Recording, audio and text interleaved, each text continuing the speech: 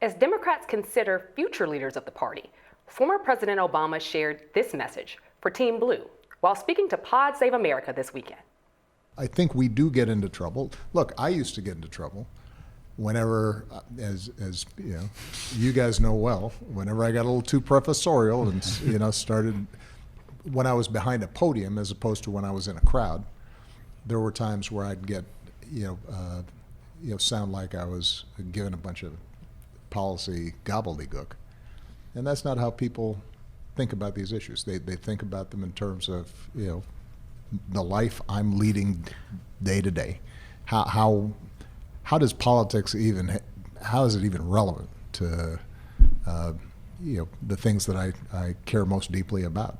My family, my kids, work that gives me satisfaction, having fun. Not being a buzzkill, right? That's a lesson for the Democratic Party. Yeah, and sometimes Democrats are, right? And they want some acknowledgement that life is messy and that all of us at any given moment can, say things the wrong way, make mistakes.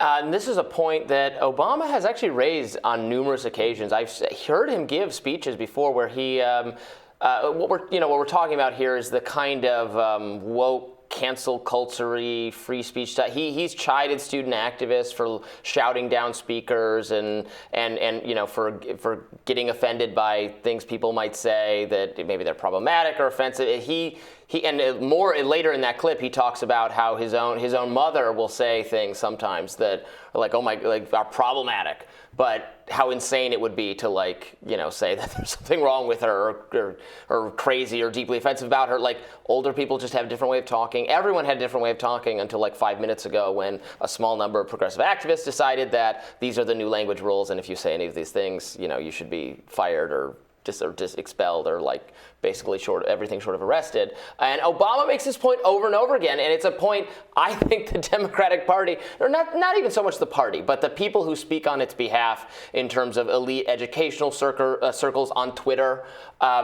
they should listen to that lesson, which is don't jump on people for these small little slights that no one agrees with this. No one, 80% of people, including within the Democratic coalition, think political correctness has gone too far and cancel culture has gone too far, and on and on and on. I mean, perfect is the enemy of the good. And to your point, former President Obama has made this clear multiple times because the Democratic Party leadership in many cases has, and sometimes voters as well, have the habit of basically eating their own. Mm-hmm. Should you make a mistake, should you say something that falls out of line with, I guess, the normal phrasing, or out of line with where current events are going right now, even if it was a mistake, a flub, something like that, then your career could totally be upended in a way that we're not seeing happen for Republicans. One, because Republican voters stick with their people even if they're hella problematic. We've seen that with Herschel Walker. We've seen that with Dr. Oz. We've seen that with several people, but even Donald Trump. With that being said, I think that this is also a former president who fully understands, because of his multicultural background, because of the several places he's lived, that people think differently. And it's okay to have a difference of opinion, and the open marketplace of ideas is necessary. That's what college is all about. You're going to have people who come to your campus who speak on issues that you may not agree with. You don't have to go to said event. Or maybe you go to said event and you learn something at the event. Maybe you don't. Maybe you just really don't like this speaker. That is absolutely fine. And I think that what he's trying to get across, especially in this midterm election year, is that you might not always have a perfect candidate. Humans aren't perfect. Imperfection is what makes the world go round. With that being said, you have to rise above the muck in terms of these, I would probably call them purity tests of sorts. The Democratic Party has, and many voters actually have decided to utilize. And they're not even issue-based purity tests. They're communications-based purity tests. They're what did you tweet, 18 years ago when you were 5 years old, no, you can't, sorry, you have to be destroyed now. Which has happened even outside of the political space. We've seen it with certain journalists who would tweet something when they were in college, 18, 19 years old, then it comes back to bite them how many years later? Yeah. And I think that part it happens to working people. Every day. And now, granted, there are certain things you absolutely should not say. Yeah. Full disclaimer, if you have something, if you're anti-Semitic tropes, if you're a raging racist, there are certain things that I feel should be rebuked consistently.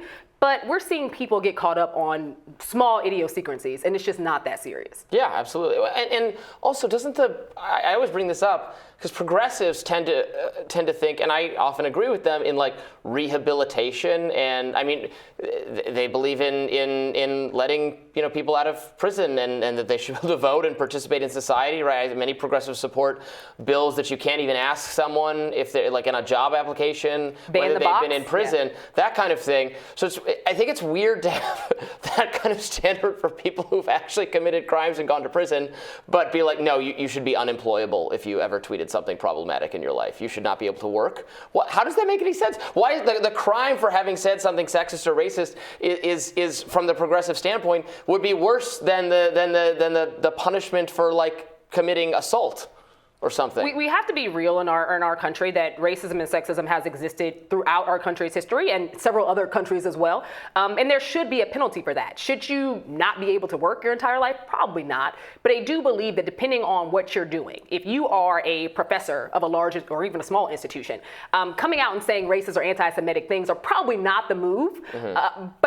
But those are isolated examples. My issue is that we're seeing people get cancel cultured, one, because they said something stupid, not necessarily something that is going to spawn anti-Semitic tropes or racism based in violence, because they said something ignorant. And there are a lot of ignorant people walking around for various reasons.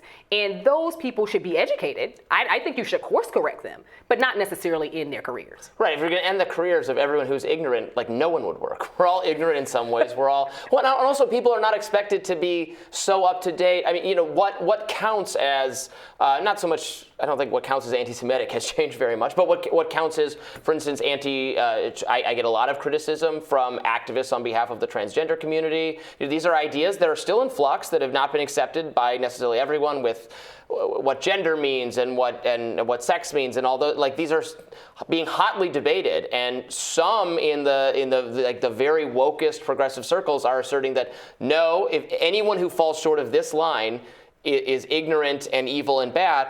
And I'm looking like, well, almost everyone falls short of that line because this has not been accepted broadly enough yet. And I think a lot of these things still require conversation. I mean, we have a lot of conversations about this issue in particular on the show because it is still in flux and it's not been arrived at. And because terms and acceptability have changed so much rapidly. In the last 5 seconds. Yeah, rapidly. Since we started filming this, it changed. You might not be someone who is, not you personally, the proverbial you, who is anti-trans, but one small segment or one comment can be taken in a very negative light that just 2 weeks ago was not seen in that same way. And that's something Obama understands in a unique way, I think. He understands it better than a lot of people who speak for Democrats understand it. And I think that's part of why he was such a successful, he was the most successful Democratic political figure in memory. And I think that's part of it. Absolutely, I agree. Yeah.